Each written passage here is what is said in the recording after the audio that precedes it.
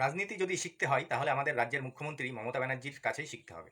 মানে কি করে যেন তেন প্রকারেণ নিজের চেয়ার ধরে রাখতে হবে আগামী 5 বছরের জন্য। তারই প্রমাণ তিনি প্রতিনিয়ত অনবরত দিয়ে চলেছেন। সুপ্রিম কোর্টের রায় দেওয়ার পরেও কি করে তিনি দাগি প্রার্থীদের পাশে এসে দাঁড়াচ্ছেন? যেখানে সুপ্রিম কোর্টের বিচারপতি রাজ্যের আইনজীবীকে প্রশ্ন করছে আপনারা কি করে দাগিদের হয়ে সওয়াল করছেন, ঠিক সেই সময় রাজ্যের শিক্ষারত্ন পুরস্কার দেওয়ার মঞ্চ থেকে দাগিদের চাকরির পথ দেখাচ্ছেন আমাদের দিদি। যেখানে তিনি বলছেন 10 বছর শিক্ষক হিসাবে কাজ করার পরেও যাদের আজ অযোগ্য বলে দাগিয়ে দেওয়া হয়েছে, আমরা তাদের নিয়ে আইনত আলোচনা করছি এবং আইনি পরামর্শ নেওয়া হচ্ছে। আদালতের নির্দেশ অনুযায়ী হয়তো তারা আর শিক্ষক হতে পারবেন না, কিন্তু তারা যাতে অন্তত গ্রুপ সির চাকরি পান তার ব্যবস্থা করার চেষ্টা করছি। তাদের হতাশ হতে বারণ করব, কারণ আমাদের সরকার মানবিক সরকার। এই বলে তিনি দাগি প্রার্থীদের ললিপপ দিচ্ছেন, যাতে দাগি প্রার্থীরা যাদেরকে ঘুষ দিয়ে চাকরি পেয়েছেন তাদের কলার ধরে পয়সা না চায় এবং তাদের নাম যেন সামনে না নিয়ে আসে। এইভাবেই দিদি দাগি প্রার্থীদের ললিপপ দিয়ে কেসটাকে যেন তেন প্রকারেণ ইলেকশন অবধি টানতে চাইছেন। আশা করি আপনাদের বোঝাতে পারলাম। ভালো থাকবেন।